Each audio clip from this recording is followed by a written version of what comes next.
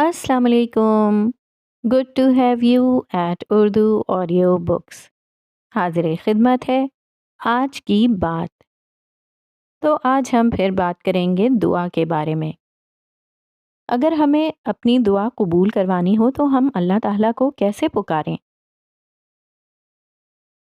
جب آپ کا دل بھاری اور ٹوٹا ہوا ہو تو اللہ کو یا جبار یعنی مرمت کرنے والے کے نام سے پکاریں. وہ جو ٹوٹا ہوا ہے وہ اسے ٹھیک کر دے. جب آپ محتاج اور پریشان محسوس کریں تو اللہ کو یا رزاق یعنی روزی دینے والے کے نام سے پکاریں، کیونکہ صرف وہی ایسا رزق دے سکتا ہے جو توقع سے بڑھ کر ہو. جب آپ بیمار یا کمزور ہوں تو اللہ کو یا شافی شفا دینے والے کے نام سے پکاریں، کیونکہ اس کی شفا کی کوئی حد نہیں ہے. جب خود کو نااہل اور غلطیوں سے بھرا ہوا محسوس کریں تو اللہ کو یا تواب توبہ قبول کرنے والے کے نام سے پکاریں، کیونکہ وہ کبھی بھی اس دل کو نہیں ٹھکراتا جو واپس لوٹ آئے. جب آپ مغلوب اور بوجھل محسوس کریں تو اللہ کو یا حمید قابل تعریف کے نام سے پکاریں کہ ہم درد کے باوجود بھی اس کی ہی تعریف کرتے ہیں.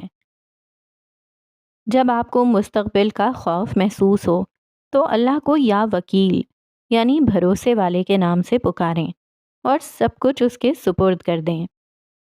جب آپ صبر کرنے کی طاقت مانگتے ہوں تو اللہ کو یا صبور سب سے صابر کے نام سے پکاریں. وہ ایمان کے ساتھ ساتھ انتظار کرنا سکھاتا ہے.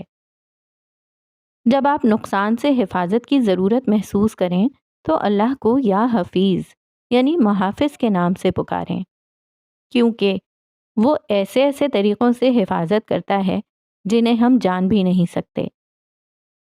جب خود کو بے محبت محسوس کریں تو اللہ کو یا ودود یعنی سب سے محبت کرنے والے کے نام سے پکاریں، کیونکہ اس کی محبت ہمیشہ قائم رہتی ہے چاہے ہم کمزور ہوں یا غلطی کر جائیں. اللہ کے یہ نام دل کو امید اور سکون سے بھر دیتے ہیں. ان ناموں کو استعمال کرنے سے ہمارا حال بدل جاتا ہے. مایوس سے پر امید، ٹوٹے ہوئے دل سے پر امید. جب ہم اللہ کو ان ناموں سے پکارتے ہیں تو ہماری دعا صرف الفاظ نہیں رہتی، یہ ایک رابطہ بن جاتی ہے.